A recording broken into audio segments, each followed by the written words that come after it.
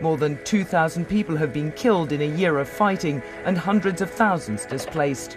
As refugees leave their homes and their livelihoods behind, there are fears of a full-scale war in Kosovo unless agreement is reached soon. On March 19th, I'd say the second it got dark is when our house specifically was surrounded by army and cops, and there's times when they'd stop and make you watch things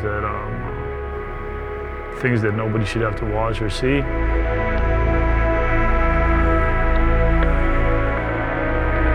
There was a program that was put in place by U.S. to bring on a certain number of refugees if you had a sponsor in the U.S. And my uncle sponsored us, and we made it out here. And that was the day that we got our second chance at starting a new life.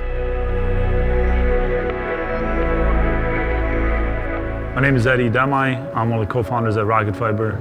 Went through high school and college in Rochester, went to college at Oakland University.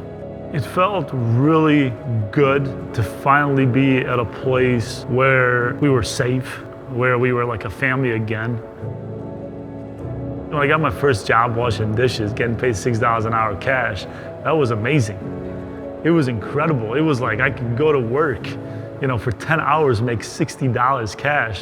For a long time, money was like, other than family, was the single most important thing in my life. So it was like, where's my next move going to be? And Detroit had become this huge thing in our life. Like, it wasn't all about the money. It was about doing something more. It was about helping bring the city back. Started working in real estate, which eventually led me to Bedrock in Detroit. I hadn't met Dan Gilbert at the time, but I was fascinated by what he was doing. I started studying him. I started trying to figure out ways to get to meet him. He forwards an email that was sent to him by Mark Hudson, who's now my partner at Rocket Fiber, saying, hey Dan, have you seen this Google Fiber thing in Kansas City? How amazing would it be if something like this existed in Detroit?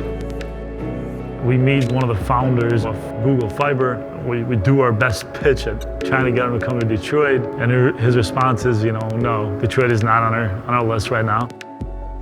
We called Randy and we said, look, we have to figure out a way to build this ourselves. If there's a way to get out of a war where people around you are dying, there's a way to make things happen. We started not sleeping and working the weekends and putting a presentation together. Boom, here comes these guys that have this fiber idea that they want to bring to Detroit. So May 2014, we got in front of Dan. At the end of the meeting, Dan, looks at us and goes, well, this is your full-time job. I'm back in Rocket Fiber, and let's go build this thing.